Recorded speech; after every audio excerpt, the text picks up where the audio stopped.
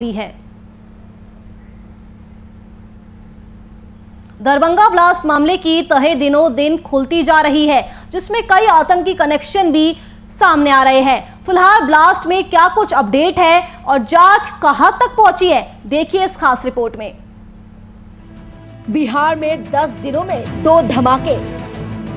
बिहार में हुई घटनाओं ने खड़े किए सुरक्षा एजेंसियों के कान।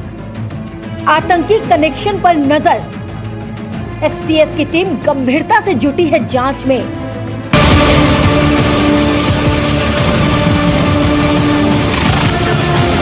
जून में सिर्फ 10 दिनों के अंतराल पर राज्य में हुए 2 विस्फोट ने पुलिस प्रशासन को फिर से अलर्ट कर दिया है।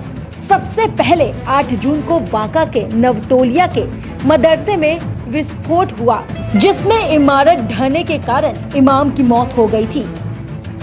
वहीं 17 जून को दरभंगा जंक्शन पर सिकंदराबाद एक्सप्रेस से उतारे जा रहे कपड़े के पार्सल में धमाका हुआ। ये दोनों ही घटनाएं देखने में छोटी हो, मगर पुलिस मुख्यालय इसकी गंभीरता से जांच में जुटा है।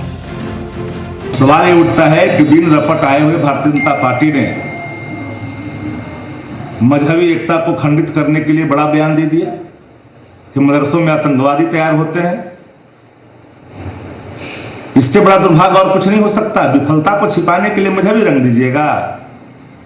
अरे सरकार की विफलता है, शासन के नाक के नीचे घटना घटी। लॉकडाउन में पुलिस क्या कर रही थी, खुफिया एजेंसी कर क्या रही थी? पुलिस अधिकारियों के मुताबिक आतंकी कनेक्शन के शक में बिहार का आतंकवाद निरोधक दस्ता जांच में जुटा है। इस मामले में तेलंगाना एसटीएस की भी मदद ली जाएगी। सिकंदराबाद से पार्सल आने के बाद पुलिस ने तेलंगाना एसटीएस से भी सहयोग के लिए संपर्क किया है। इधर बिहार एसटीएस ने घटना स्थल का मुआयना किया और स्थानीय पुलिस अफसरों से केस से जुड़ी जानकारी ली। मदरसा बम कांड में उसको अभी तक पता नहीं कर पाए हैं कि उसका इलाज कहाँ हो रहा है, या इलाज सरकार क्यों नहीं करवा रही है अरेस्ट करके। दुर्भाग्य लाना। जहाँ तक भारतीय जनता पार्टी और जेडीयू जो आपसी नुरा कुश्ती लड़ रहे हैं और एक दूसरे पर जो मदरसा बंद करना, मदरसा तालीम का जगह है। मदरसा में अच्छी पढ़ाई हो, अच्छा शिक्षा दीक्षा हो, इसके लिए सरकार को हमेशा बार बार देखते रहना चाहिए और उसको करना चाहिए। तो ये भारतीय जनता पार्टी बंद करना चाहती है। वहीं बांका ब्लास्ट मामले में पुलिस प्रशासन ने प्रथम दृष्टया आतंकी कनेक्शन से इनकार करते हुए इसे देसी बम ब्लास्ट बताया है। हालांकि एफएसएल और एसटीएस की टीम ने विस्फोटक के सैंपल लिए हैं। इसी तरह दरभंगा विस्फोट में भी शीशे के अंदर किसी केमिकल के कारण विस्फोट की बात सामने आ रही है। यहाँ भी सैंपल लिया गया है। एसटीएस के अधिकारियों के मुताबिक विस्फोट के लिए इस्तेमाल किए गए केमिकल काफी हद तक जांच की दिशा तय करेंगे। Bureau report, VIP news. Tribal advisory council का विवाद शांत होता हुआ दिखाई नहीं दे रहा है, जहां एक तरफ भारतीय जनता पार्टी ने झारखंड सरकार की ओर से गठित टीएसी को असंवैधानिक बताते हुए इसकी बैठक का बहिष्कार करने का फैसला लिया, तो वहीं दूसरी तरफ कांग्रेस ने बीजेपी को बैठक में नहीं शामिल होने को लेकर आदिवासी जन विरोधी पार्टी बताया है। भारतीय जनता पार्टी ये नेगेटिव राजनीति करती है। इस पार्टी का तो मान्यता देना ही नहीं चाहिए। आदिवासियों को सम्मान दिलाने के लिए अगर हमारे मुख्यमंत्री जी आगे आ रहे हैं तो इनको मिर्ची लग रही है। टीएससी की बैठक में भारतीय जनता पार्टी ना जाकर ये साबित कर दिया कि भारतीय जनता पार्टी जो है वो आदिवासी विरोधी है। इतना सम्मान मुख्यमंत्री जी ने दिया, बाबूलाल मरांडी को बुलाकर उनको सदस्य बनाया, टीएससी कंपनी में दिया, सारा भाजपा के विधायकों को रखा। उसके बाद भी अगर आप मजाक कर रहे हैं तो ये कहीं ना कहीं हमें लगता है कि आदिवासी समाज के साथ एक धोखा दे रहा है भाजपा। यहाँ की आदिवासी समाज कभी भाजपा के नेताओं को माफ नहीं करेगा। बीजेपी द्वारा टीएसी की बैठक का बहिष्कार करने को लेकर जेएमएम केंद्रीय महासचिव सुप्रियो भट्टाचार्य ने प्रेस वार्ता की। उस प्रेस वार्ता में सुप्रियो भट्टाचार्य ने बीजेपी पर जमकर निशाना साधा और बीजेपी को ट्राइबल का हितैषी नहीं होने की बात कह डाली। साथ ही उन्होंने कहा कि बाबूलाल के हर सवाल का जवाब टीएसी के नियमावली में है। वहीं जहां तक महिला सदस्य की बात की जाए तो जामा की विधायक सीता सोरेन इस समिति में शामिल है। बाबूलाल जी का मांग है कि इसमें महिला सदस्य होनी चाहिए, तो क्या इसमें महिला सदस्य नहीं है? बाबूलाल जी की मांग है कि इसमें इसका अध्यक्ष ट्राइबल होना चाहिए, क्या इस कमेटी के अध्यक्ष ट्राइबल नहीं है? बाबूलाल जी ने एक बात और कही है कि प्रिमिटिव ट्राइब, तो अभी भी एक पद खाली है, उनको इंतजार कर लेना चाहिए। और बताइए उनकी क्या मांगे? वो ये कह रहे हैं कि मुख्यमंत्री ही होंगे टीएसी के अध्यक्ष, इस पे सोचना चाहिए क्योंकि ट्राइबल हो, ऐसा वो कह रहे हैं। मैं तो कह रहा हूं कि बाबूलाल जी अब निश्चिंत हो जाइए, अगले 50 साल तक हेमंत सोरेन जी ट्राइबल मुख्यमंत्री के साथ साथ टीएसी के ट्राइबल अध्यक्ष ही रहेंगे, आप निश्चिंत हो जाइए।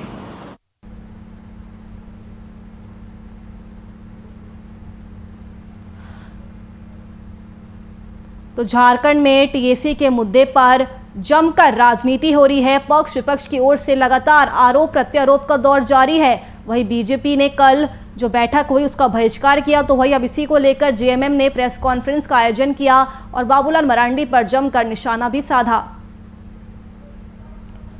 तो झारखंड में टीएसी के मुद्दे को लेकर राजनीति का दौर जारी है। बीजेपी ने टीएसी की बैठक का बहिष्कार किया, तो वही जेएमएम ने प्रेस कॉन्फ्रेंस कर बीजेपी पर जमकर निशाना साधा है। आपको बता दें, बाबूलाल मरांडी का ये कहना है कि टीएसी का गठन असंवैधानिक है, सीएम को अध्यक्ष नहीं बनना चाहिए था, जनजाति समाज के सदस्य को इसका अध्यक्ष बनना चाहिए था, वही महिलाओं को भी इसका सदस्य बनना चाहिए था। वहीं इन सभी आरोपों पर जेएमएम की भी प्रतिक्रिया सामने आई है।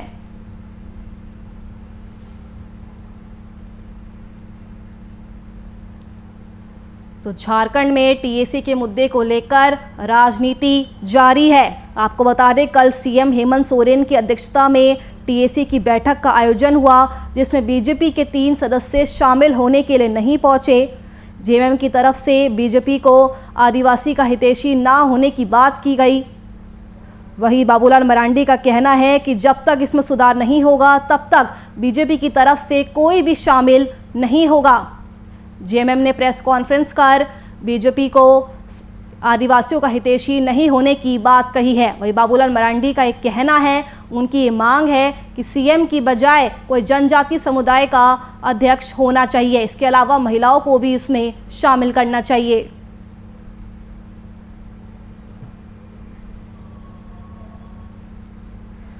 तो झारखंड में टीएसी के मुद्दे को लेकर राजनीति जारी है। बीजेपी द्वारा टीएसी की बैठक का बहिष्कार करने को लेकर जेएमएम केंद्रीय महासचिव सुप्रियो भट्टाचार्य ने प्रेस वार्ता का आयोजन किया, बीजेपी पर जमकर निशाना साधा।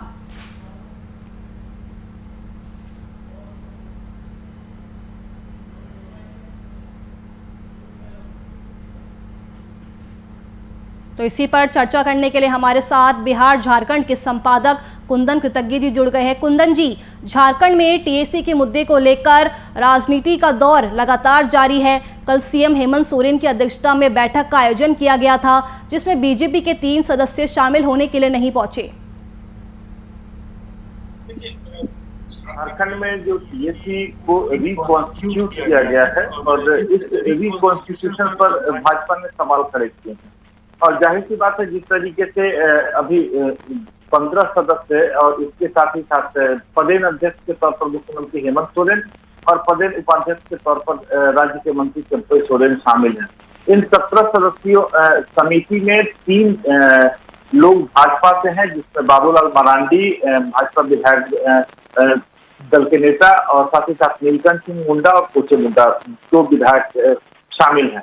इन 3 लोगों के कल के वर्चुअल बैठक में शामिल नहीं हो पाने की वजह से राजनीति गरमा गई है, और साथ ही साथ देखेंगे इसका जो अगला स्टेप होगा, यह मामला राजभवन से लेकर हाई कोर्ट तक की चक्कर काटेगा, और इस गठन को अब भाजपा के द्वारा जो टीएसी की कमेटी को गठित किया गया है, इसको भाजपा के द्वारा चुनौती दिए जाने की कोशिशें शुरू हो गई हैं, और उम्मीद यह की जा रही है कि यह मामला राजनीतिक रूप से अब एक बड़ा मुद्दा बनने वाला है राज्य में। उनको। बाबूलाल मरांडी की तरफ से कहा गया है कि टीएसी का जो गठन हुआ है वो असंवैधानिक है, क्योंकि इसका अध्यक्ष सीएम को नहीं होना चाहिए था, इसका अध्यक्ष किसी जनजाति समुदाय को होना चाहिए था। और वही इनका ये भी कहना है कि महिलाओं को भी इसमें शामिल करना चाहिए था। वही अब इस पर भी जेएमएम ने प्रतिक्रिया साझा की है। देखिए, ऐसा है कि देश के 28 राज्यों में से 10 राज्य 5वीं अनुसूचित क्षेत्र में आते हैं और उन 10 राज्यों में से एक राज्य झारखंड भी है। और इन 10 अनुसूचित क्षेत्र के राज्यों में झारखंड उपस्थित है और साथ ही साथ इन राज्यों के कस्टोडियन अनुसूचित जनजाति मामलों के और तमाम चीजों के कस्टोडियन राज्यपाल को माना जाता है। और ऐसे में टीएसी जो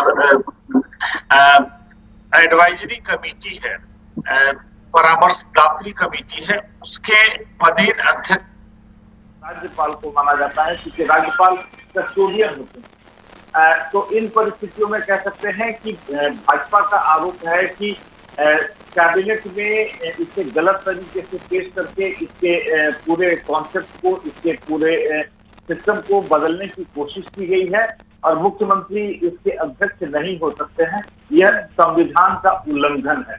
और दूसरी बात आपको बता दें कि राज्यपाल के अध्यक्ष होने और मौजूदा सरकार में मुख्यमंत्री को अध्यक्ष बनाए जाने के बीच में एक संवैधानिक विवाद है जो पक्ष और प्रतिपक्ष के बीच में फंस चुका है। और ऐसे में कहा यह जा सकता है कि यह मुद्दा जिसे भारतीय जनता पार्टी संवैधानिक तौर पर उठाने की बात कह रही है, जेएमएम या मौजूदा सरकार इसे संवैधानिक रूप से सही बता रहे हैं। शुक्रिया कुंदन जी आपका हमारे साथ जुड़ने के लिए और तमाम जानकारी हम तक पहुंचाने के लिए।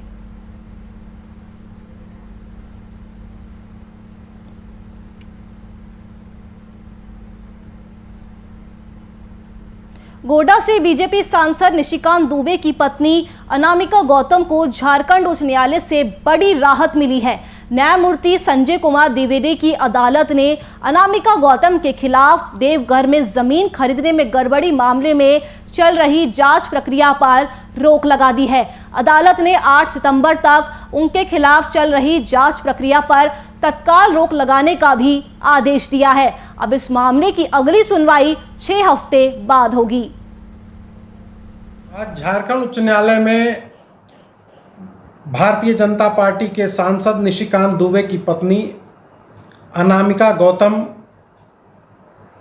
के देवघर एलोकेसी धाम में जमीन विवाद से जुड़े मामले पर सुनवाई हुई। माननीय न्यायमूर्ति संजय कुमार द्विवेदी की अदालत ने देवघर डीसी के द्वारा जांच प्रक्रिया पर तत्काल रोक लगा दी है और यह 8 सितंबर तक रोक लगाई गई है। इस बीच राज्य सरकार को जवाब दाखिल करने का निर्देश दिया गया है। इस बीच किसी भी प्रकार की जांच प्रक्रिया पर रोक रहेगी। बोकारो में स्टेडियम का विरोध कर रहे नरकेरा गांव के आदिवासियों ने अपनी जमीन किसी भी कीमत पर स्टेडियम के लिए नहीं देने की बात कही है। उन्होंने उपायुक्त को अपने कागजात भी दिखाए। वह इस मामले में जिला प्रशासन ने बोकारो स्टील प्रबंधन से भी अधिग्रहित की गई जमीनों का पूरा विवरण मांगा है। आपको बता दें कि बोकारो में बनने वाले अंतर्राष्ट्रीय क्रिकेट स्टेडियम का स्थानीय लोग लगातार विरोध कर रहे हैं। इसको लेकर विस्थापितों ने एक दिन पहले प्रबंधन और स्थानीय विधायक का पुतला दहन भी किया। वहीं आज स्थानीय विस्थापित ग्रामीण बोकारो उपायुक्त राजेश सिंह के कार्यालय पहुंचे और इस मामले को लेकर उन्होंने एक बैठक का भी आयोजन किया। हम ही लोगों का जगह में स्टेडियम बनाया जा रहा है। वो पहले बोले थे कि वहाँ बीएसएल एक बार ज़मीन लिए थे, वो बोले थे कि हम कुछ नहीं करेंगे तो फिर ये तुम लोग का हो जाएगा, मतलब तुम लोग इसमें खेती बाड़ी कर सकता है। हम लोग खेती बाड़ी कर रहे हैं, अभी अचानक से बोला कि स्टेडियम बनेगा। ये कहाँ का न्याय है? स्टेडियम बनेगा ये तो पहले नहीं लिखा हुआ था। पहले तो बोला था कि कुछ प्लांट बनेगा, आप ही लोग का बेनिफिट होगा। स्टेडियम बनेगा तो हम लोग का क्या बेनिफिट होगा इसमें? इस सरकार में किसी भी तरह से कोई भी जनता का अन्याय नहीं होगा, न्याय संगत काम होगी। जहाँ तक रही बात आज की जो मीटिंग थी डीसी साहब के साथ में, सभी रैयतों ने अपनी बातों को रखा है और जिस तरह से बात आ रही है स्टेडियम बनाने का, हमने डीसी साहब को स्पष्ट रूप से कह दिया है कि रैयतों की बिना सहमति का किसी तरह से कोई भी वहाँ स्टेडियम बनाने का प्रारूप जो है नहीं होना चाहिए। अगर रैयतों की ज़मीन है, बीएसएल ने अधिग्रहण किया है, 60 के दशक में अधिग्रहण हुआ था और उसके बाद भी भौगोलिक दृष्टिकोण से सारा चीज़ को वस्तु स्थिति को देखा जाए, रैयतों के साथ वार्ता की जाए, रैयत संतुष्ट होंगे तभी जो है उसका प्रक्रिया आगे बढ़ेगा। आज के बैठक में जो नरकेरा गांव हैं उनके लोग आए थे और जो ग्रामीण हैं उनका दो तरह का डिमांड था। एक तो जो एक्वायर्ड लैंड है उसके डिमार्केशन को लेकर के एक चिंता व्यक्त की गई ग्रामीणों द्वारा। दूसरा जो है कुछ ग्रामीण हैं जिनका कहना था कि वो लगातार उस ज़मीन पर रोजी रोज़गार के लिए वहाँ खेती वगैरह करते थे, उनको मुआवजा मिल चुका था, लेकिन वो चाह रहे थे कि उनका रिहैबिलिटेशन वाला कंपोनेंट जो है उस पर सरकार उनकी मदद करे। तो इस दोनों प्रॉब्लम्स को हम लोगों ने बड़ी गंभीरता से ली है और इनको जो है नेक्स्ट लेवल पे जो चिन्हितीकरण वाला ज़मीन का जो चिन्हितीकरण करना है उसके लिए हम लोग विदिन 7 to 10 डेज़ अमीन को डिप्लॉय करके वहाँ पे ज़मीन को चिन्हित कर लेंगे कि स्टेडियम किन किन प्लॉट्स पे होने हैं। और जो सोशल इश्यूज़ और सोशल कंपोनेंट है रिहैबिलिटेशन का, definitely will look into it and will try to incorporate all those people who are getting displaced by it so that उनके livelihood components को का कोई हैम्पर नहीं हो। चलिए फिलहाल के लिए इस बुलेटिन में मेरे साथ इतना ही। देश और दुनिया की तमाम खबरों के लिए आप देखते रहिए VIP न्यूज़। नमस्कार।